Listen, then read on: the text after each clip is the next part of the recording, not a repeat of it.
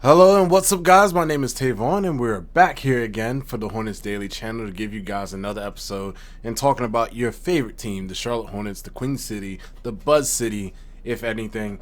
We are here again to give you guys more topics, more discussion as we have a off day coming in for today. Tomorrow we'll be facing off against the Los Angeles Lakers at 10:30 p.m. Eastern time on the West Coast, so make sure that you have your alarm clocks ready. Game set for the channel around that time. For people that's coming in from the Eastern time, that would be again 10:30 p.m. Eastern time. For the people out on the West Coast, that is around the time of 7:30 p.m. Western Standard Time. So again, just want to let you guys know that. On the ad below, we are sponsored today by Underdog Fantasy. We do appreciate Underdog sponsoring us. As always, make sure you download the QR code that's on to the right of my screen for today. All you have to do is take out your camera, put in the QR code, or basically go to the camera setting, go to the QR code, download the app today. It is easy to play. You can win up to 5,000 times what you placed in. And you can also use the promo code that we're going to have for in a few moments, in a few segments during the mid-ad break.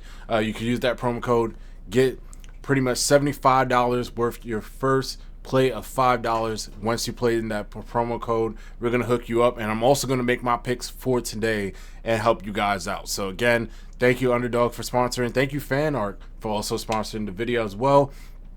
Please make sure you check out their channel. They also have a list of variety of teams that you guys can look at videos from as well. So it's not just me. It's not just any Hornets Daily channel. It's also Knicks Daily, Celtics Daily, all that. Make sure you tune into their channel as well. And before anything, let's get into the Hornets and their topics for today. So we have the injury report against LA.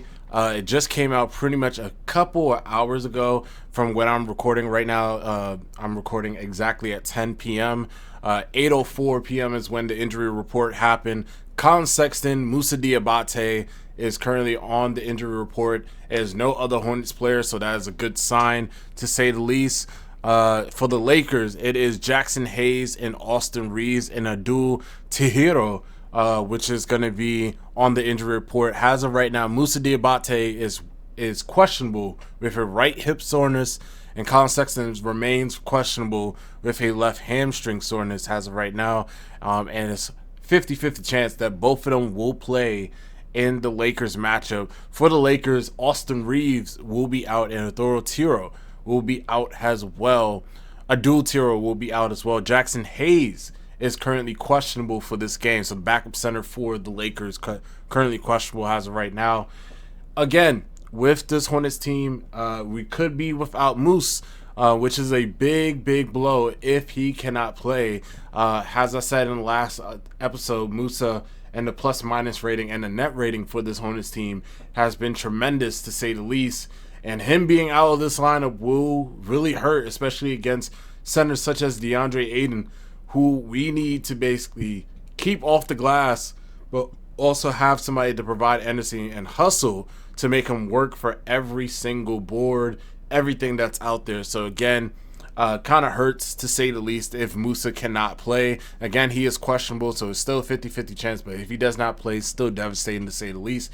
Ryan Coltbrenner will more than likely be the center, followed in by PJ Hall potentially being that secondary center. And if he is not activated for the game against the Lakers pending Moussa Diabate's injury, then that would mean Charles Lee will more than likely use a secondary center or a kind of a makeshift center spot, in where Grant Williams or Tijon would play the center spot for the time being for this game and this time, especially if Moussa Diabate is gone for this game. Now for Colin Sexton, if Colin Sexton still does not play, that means extended minutes for Trey Mann to come off the bench and do what he has to do, and he has been playing really good for the past 2 games, so we'll see if that continues as well. We probably will see a little bit of Brandon Miller Conchnipple running a little bit of the show here and there. Miles Bridges, same thing, probably running the show a little bit here and there in the sense to try to get some bench relief, and we'll see how it goes. And also probably we'll see some Sion running the 1, running the 2, as we got Sion coming up in a different topic or so for the next topic. But again, it's hard to imagine Musa not being on the floor against the Lakers. I can see him being on the floor. He wasn't on the injury report last time. He got on the injury reports for this time due to that Clippers game with a right hip soreness. So it is still 50-50 in the air. We will get more news when it comes up, and probably tomorrow, obviously, around maybe 5-ish, 6 o'clock before game time on the Eastern Standard Time or so.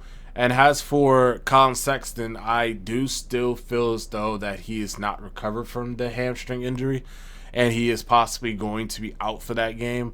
So I'm kind of preparing for the worst for Colin Sexton at least. But for Musa, I believe he will be prompted up to game time decision, or at least probable to come back and play within the lineup. But again, as of right now, they are looking a little bit shorthanded against the Lakers. That does not mean that the Lakers aren't shorthanded themselves. Austin Reeves is out, and that's usually their third option to score, besides from LeBron running and cutting down the lane and pretty much finishing. Luka Doncic is still a person of attack interest and to defend him at all costs, making sure that he doesn't create for his bigs, but also not creating for himself to basically take some shots from that standpoint. So again, this is going to be a huge game. Right now, the Hornets are currently 2-1 in the Western Conference, or the Western road trip as of right now.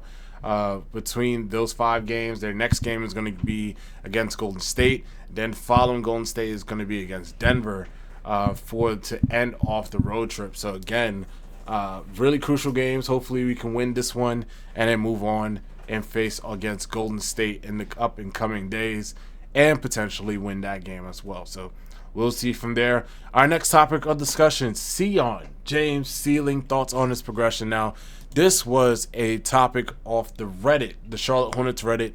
And basically what it was saying for Sion is the fact that we've seen a large enough sample size of him. What is his ceiling? Simple question and everything. And I'm just looking through the comments and everything, and I wanted to give you guys pretty much the thoughts of the Reddit to see if it matches your thoughts as far as the podcast and you listening in. So, Sion ceiling, we have a larger sample size. What is his ceiling? So, from what everybody's telling me, or what everybody's saying inside the Reddit, obviously I know my ceiling. I feel like Sion's ceiling is a 3-and-D player, true and true. Nothing else, nothing more. Handle the ball a little bit. Sort of like an Avery Bradley role in a way for the Boston Celtics and back in the days. I feel like he can basically do that role, Marcus Smart type-ish role, and where he can defend, he can pretty much bring up the ball, he can shoot, he can create a little bit for himself, things of that nature. I feel like he will fit perfectly in that mold or so. But this is what some of the Hornets fans had to say in the Reddit. So he said, ceiling, ? Premium role player that can play both as a point of attack defender and a decent catch and shoot guy, and as a backup point guard with the bench while handling the ball but not creating for himself. His floor is exactly what it is now. He's 23 years old and theoretically might not have improved from here.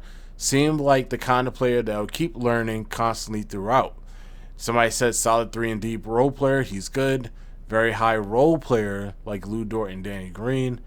And from that point on, it just goes to a lot of people commenting about Sion and how much they actually love his game currently as of right now. Another person that commented in, the person that made the post, he said, Sion is currently averaging 5.6 points per game, 4.3 rebounds, 3.3 assists in January.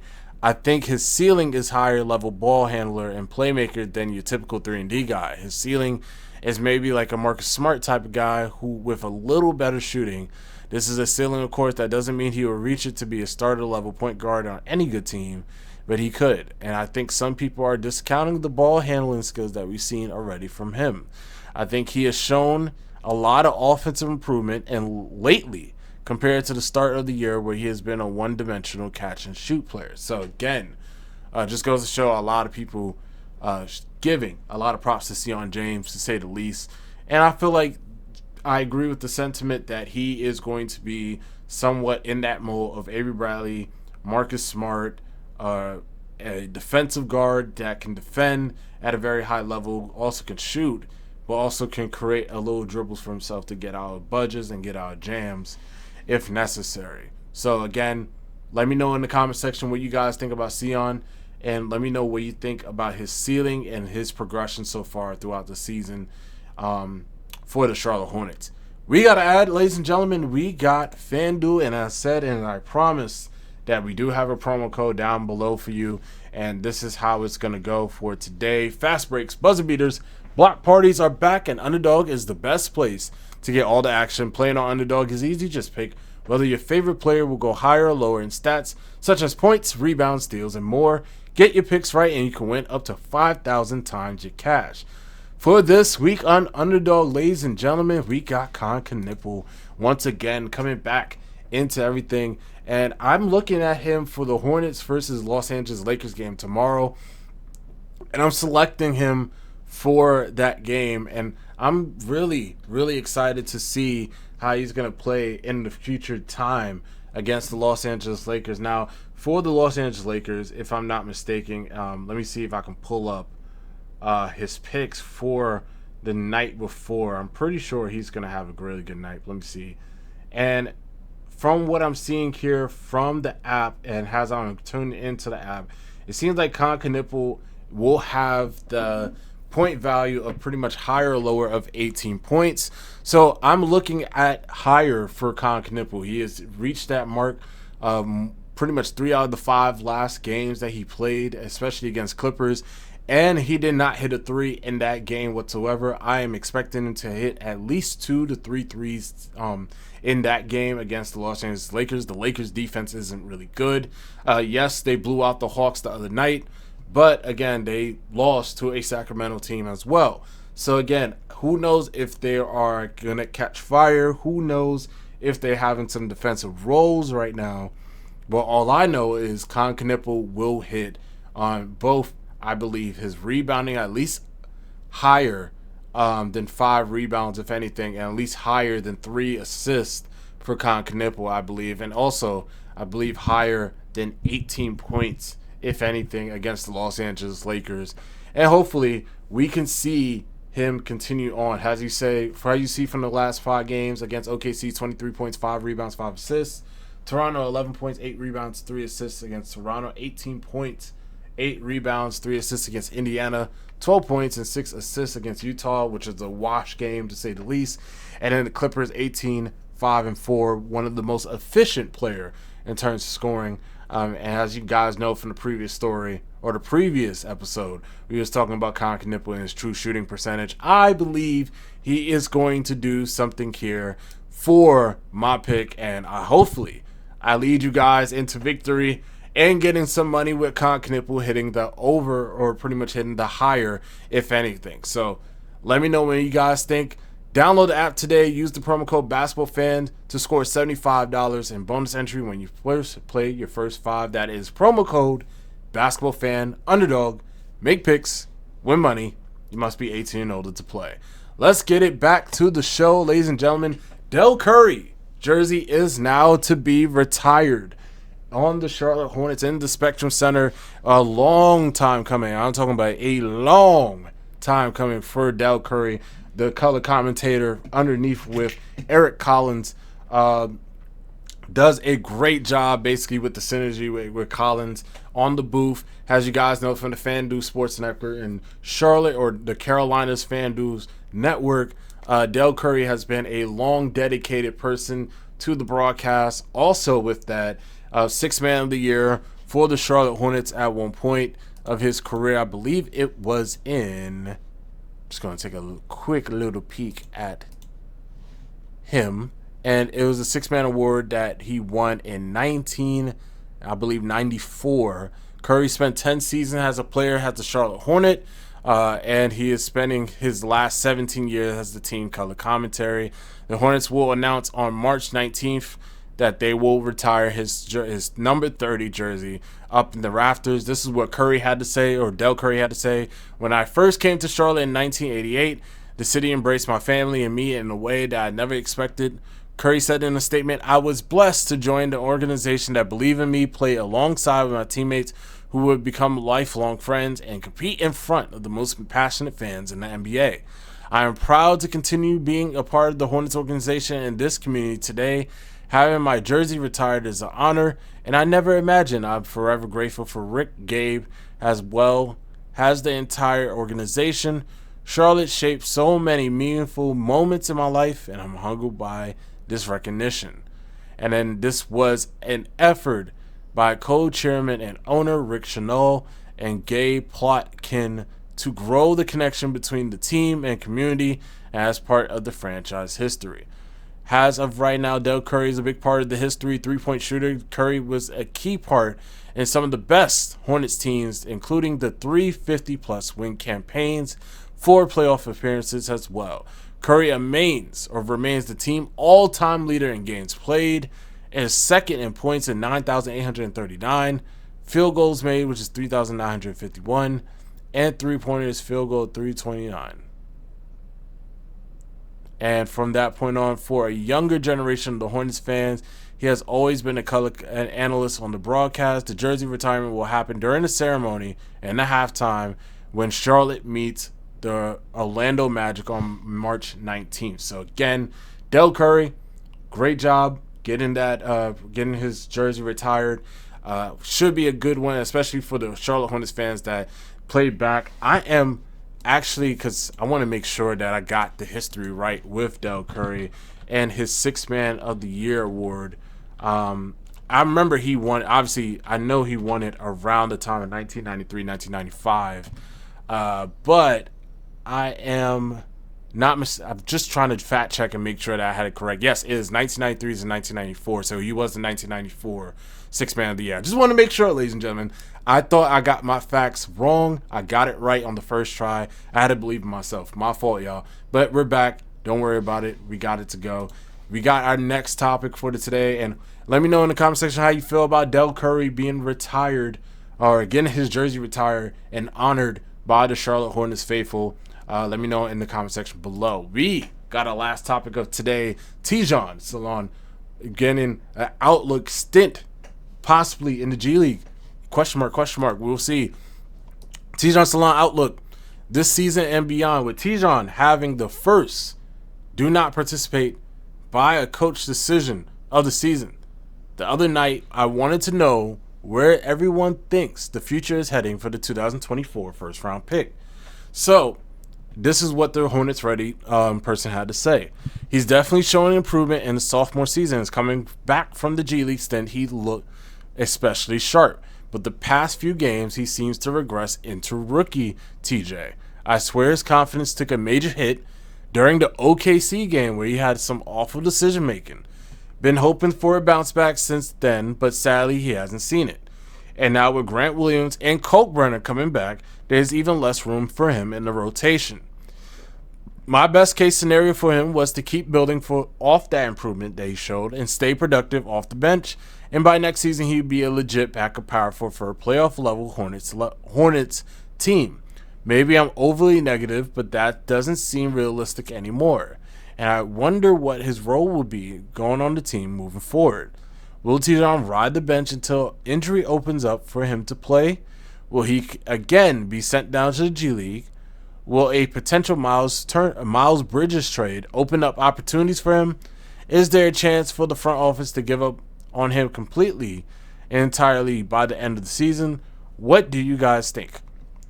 Again, valid questions considering that he did not play against the Clippers and Grant Williams stole most of the show. We'll see by tomorrow if he's going to continue to be a coach's decision and not play. I feel as though if Moussa Diabate is out, he will play. Obviously, with injuries that's going along with Moussa Diabate and everything, I feel as though that if they need a makeshift center, Tidjane fills the part very, very great with a 6'10 frame and everything as far as in between. So we'll see if Tidjane continues to play from that point on.